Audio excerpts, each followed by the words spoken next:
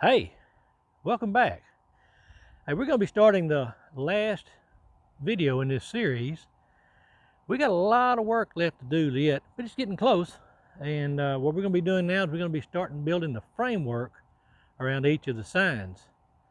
This is going to probably take a couple of days to complete, but I want to wrap this one all up in this last video segment. So stick around. Let's see what we can get into.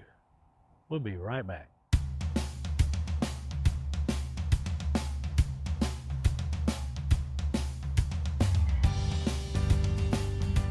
In some of my earlier woodworkings in building precision frames and angles and things along this line, I learned a trick that's really good when you're using a compound miter saw. This one slides and it swivels and everything, but I don't even have to swivel it. I can leave it sit right here and I can make my 45-degree cuts, and they're going to be extremely precise.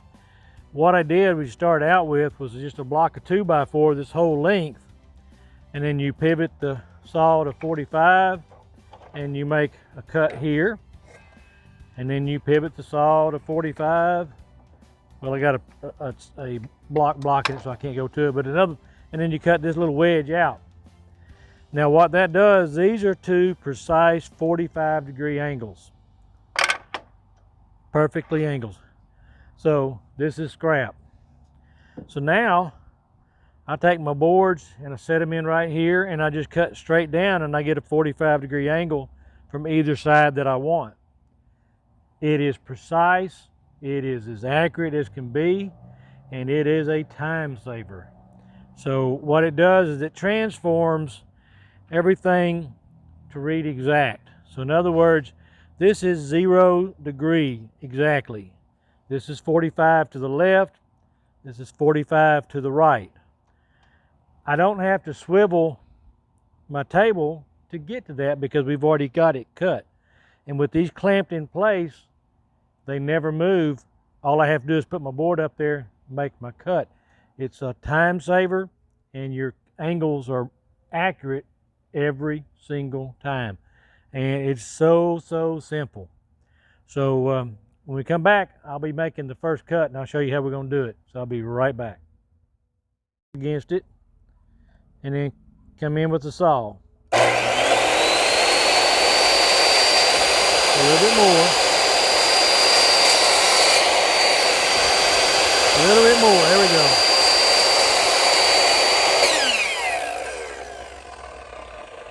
All right. I'm going to bring this up for y'all to see. Perfect 45-degree right there. Perfect. So we're going to make a measurement against the sign, and then we'll come back and we'll cut the opposite angle. So be right. All right.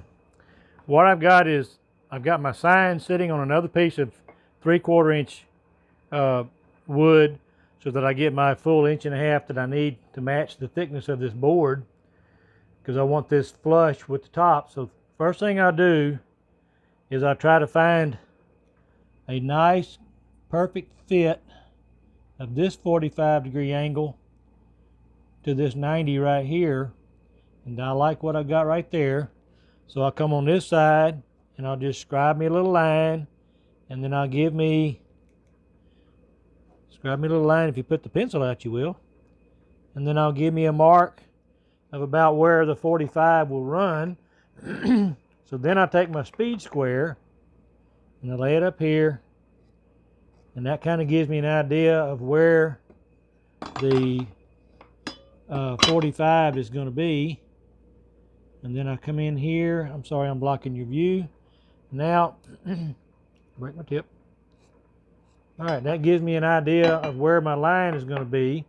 So now what I can do is I can go back out to the saw, and we'll cut this right here and throw away this piece. We'll cut it off about right in through there, and then we'll come back and we'll ease into that 45-degree angle, and then we'll get what we want. So hang on, we're going to go back outside. So all right, we're back at the table saw, and first thing we're going to do is we're going to cut this off just right along in through there. Nothing specific about that.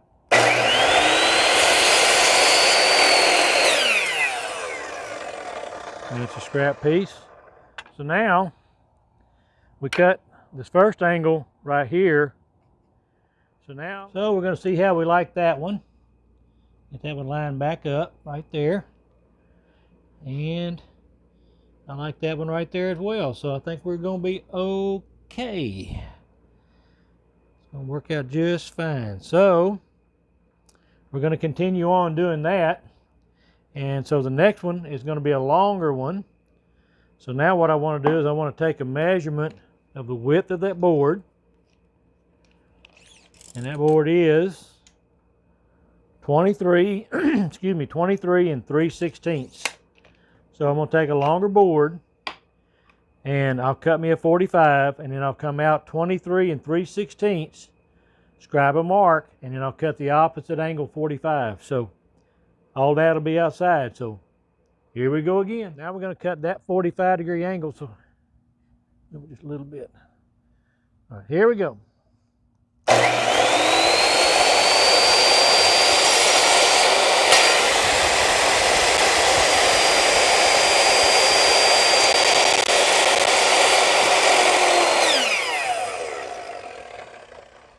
Okay, so what I'm looking for is 23 and 3/16.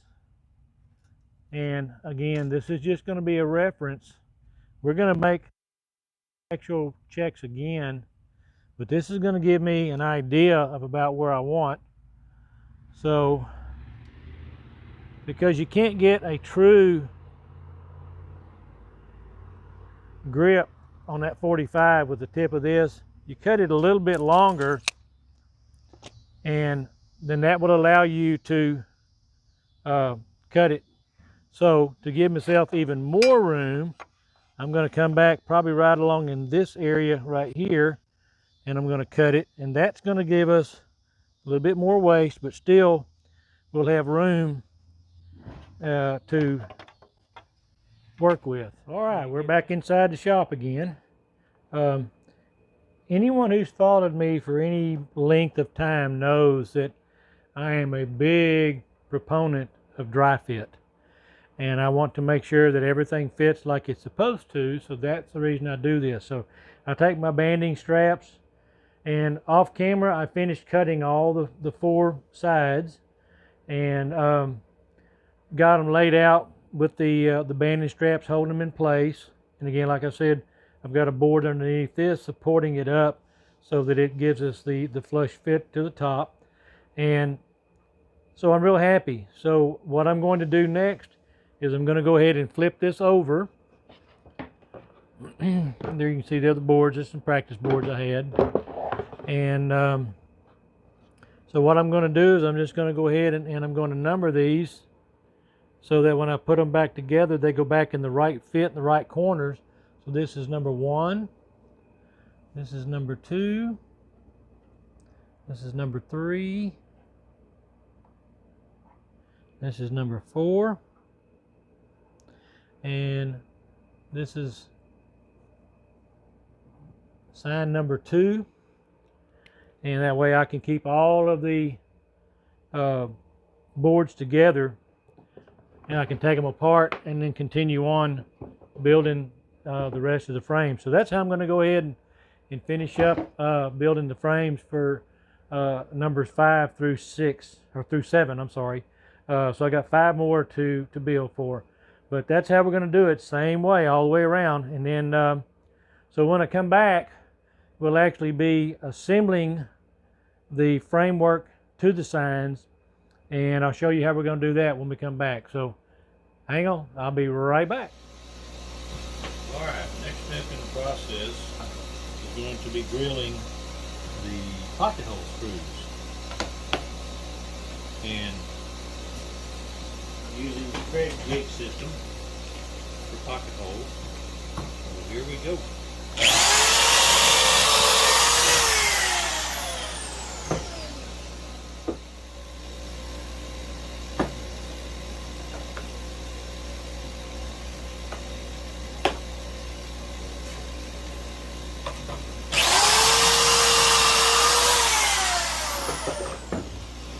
Gives you an idea of the pocket holes and how they're all working. So when I come back, we'll be attaching the frames to the sign. So here we go. Alright, well, I gotta apologize for the audio quality in the previous segment. I didn't realize that my microphone battery had died on me. So, alright, so we're gonna pick back up here. We're gonna start with the glue up and the assembly.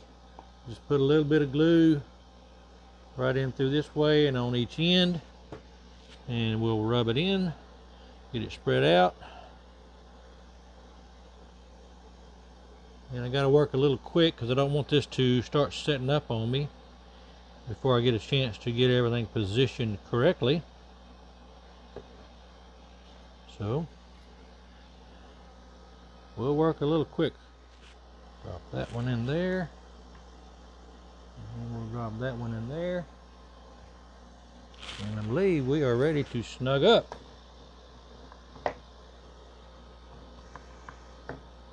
So the next thing I'm going to do is I'm going to take this tool from Craig, and what that's going to do is allow me to squeeze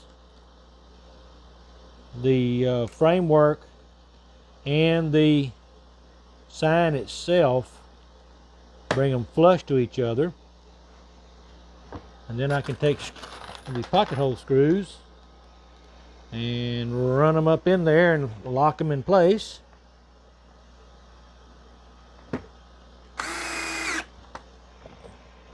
Okay, that one I wanted to come up, so we're going to move the clamp over to this side, and we're going to take care of getting this one clamped down too. Alright, that's got us clamped back there. I'm sorry if I'm out of frame with you, but I need to get that one done right quick. Okay, we'll do the same thing.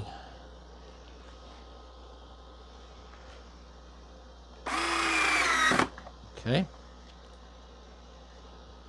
one more on this side over here.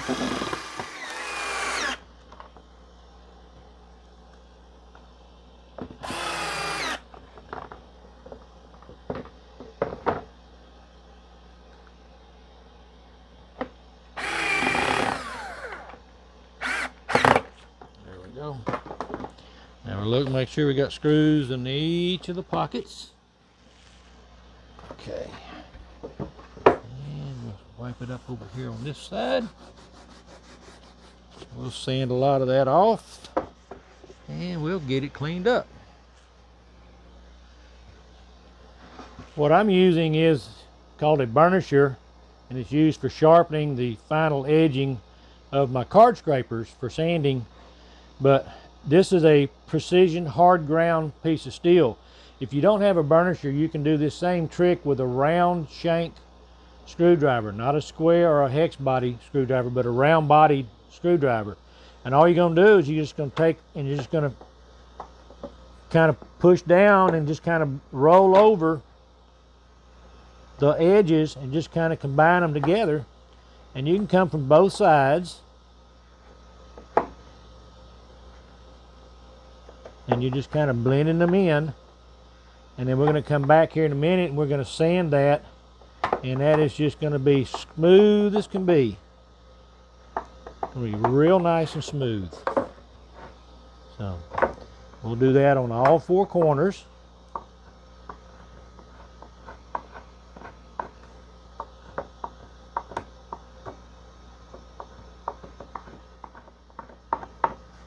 Alright, so now we'll come back and we'll blend this all in with the hand sander.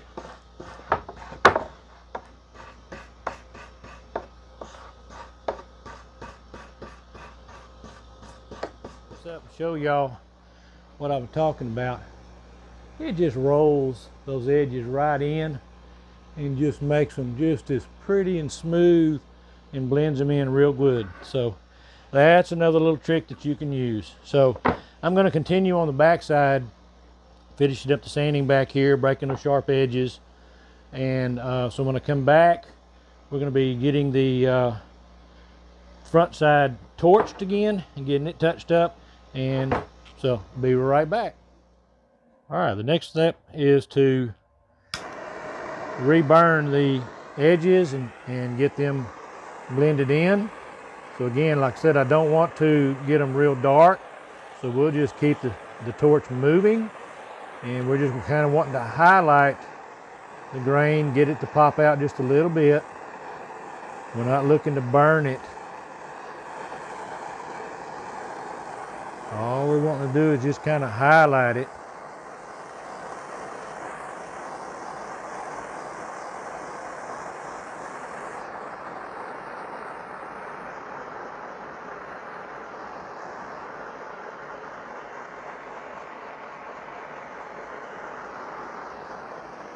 Okay.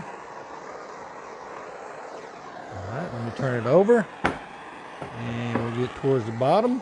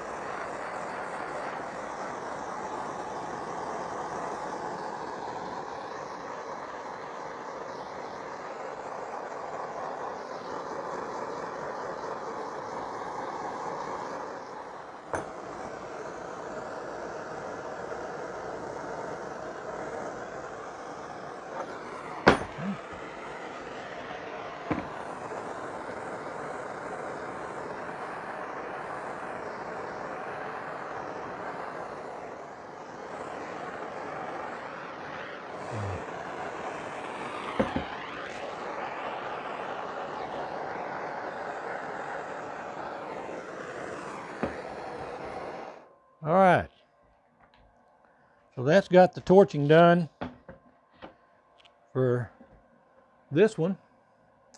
So when we come back, we'll be applying the medallions and then doing the clear coating and also adding the French cleat on the back. So we'll be right back. All right, welcome back.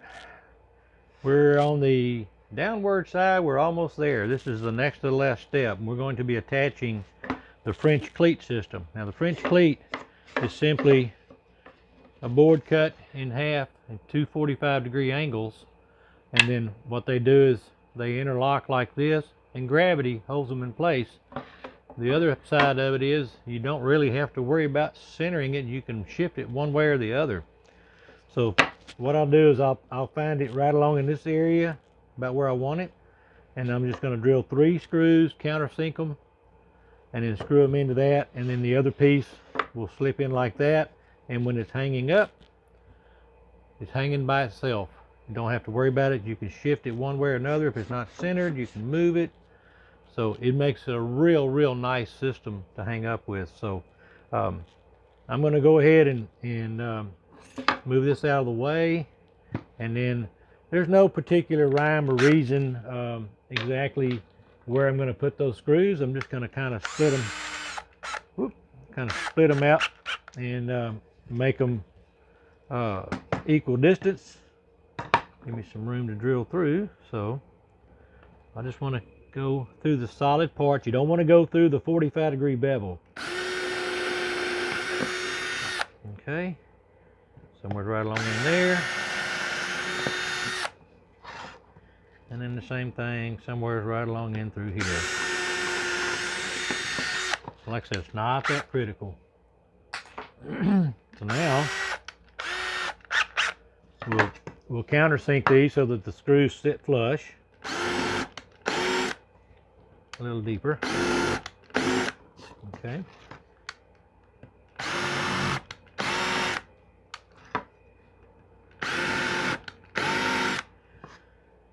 The reason I run that in reverse is, what did I do with my, here it is. It kind of cleans up and dresses up the hole and makes it actually a nice smooth round hole. Otherwise it can be a little bit out of shape. So, all right, so we're gonna get me some screws. Use 3 of these 1 5/8" drywall screws, and we'll just kind of get it equal distance spaced right there. It's good enough. So we will put the first one in. Okay. And we'll put the second one in down here. And the third one in the middle.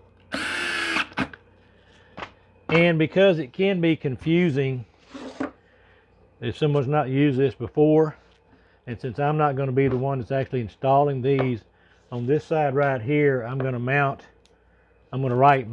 this side facing the wall.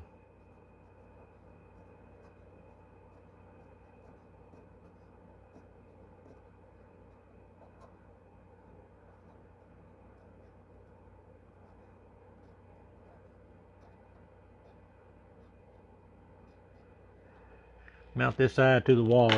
That way, when that gets hung up to the wall, they'll be able to drop it on there and hang it. So it'll work out fine. So I'm going to do the rest of them off camera, and when I come back, we will be clear coating, getting the clear coat applied. So hang on, we'll be right back. Well, ladies and gentlemen, boys and girls, I lied to y'all. I forgot the things I got to do before we can go with the clear coats. We got to put the medallions on. And so this is just a matter of peel and stick. So make sure you get all the little flakes off out of the way. And I'm putting these on in the order of the birth of the 6 branches of the military. So the first one, top left, will be the Army.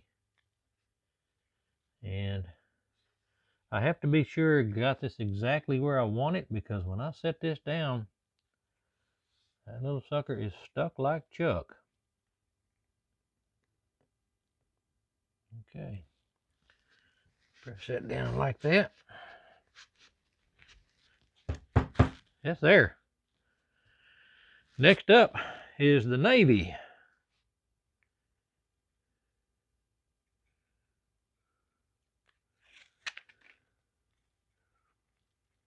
Okay.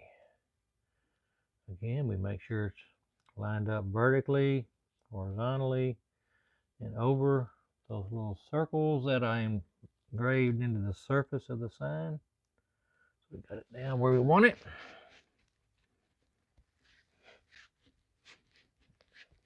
Okay, that's there. The third branch is the Marines. And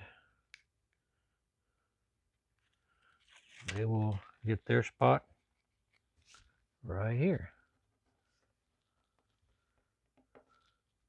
Get that out of the way. All right. So, again, we eyeball it and get this vertically and horizontally. I'm liking that.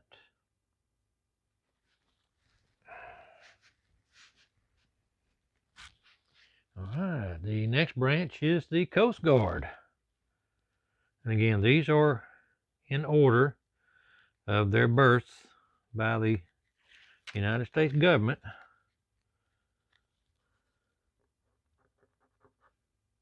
Okay. All right, so this is the Coast Guard spot.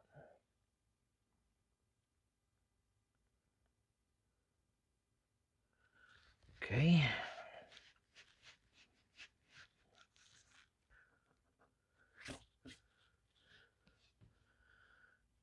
Next happens to be my personal favorite,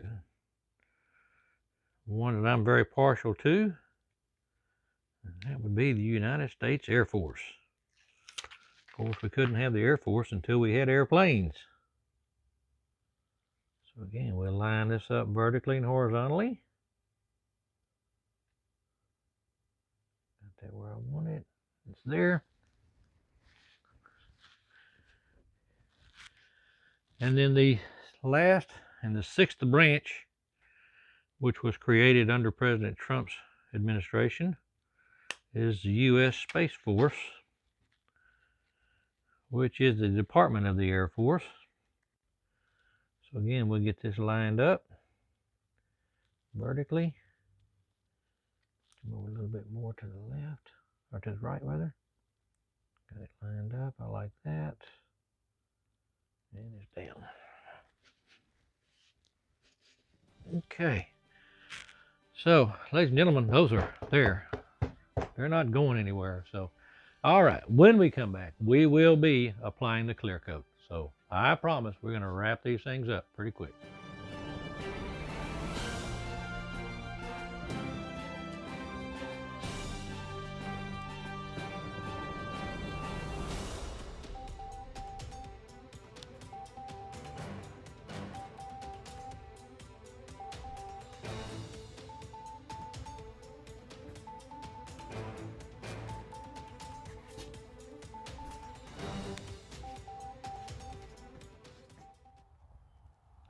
Well, welcome to the wrap-up and the conclusion of the Warriors Refuge series.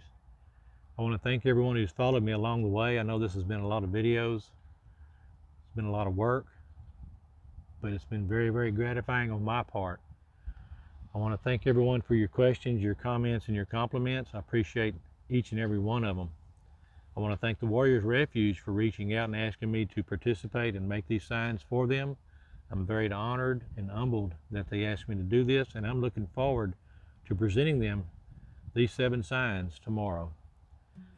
I want to also acknowledge these 7 donors: the City of Quintana, Veterans United Foundation, Kitty Nash Gross Foundation, Texas Department of Health and Human Services, Moody Foundation, U.S. Department of Labor, and Veterans Administration. Without your support, obviously, the Warriors Refuge would not be able to enjoy the success they've had thus far. We hope that the support of these donors and the countless other donors who have made their contributions to the Warriors Refuge will continue, so that they can continue to take care of the veterans.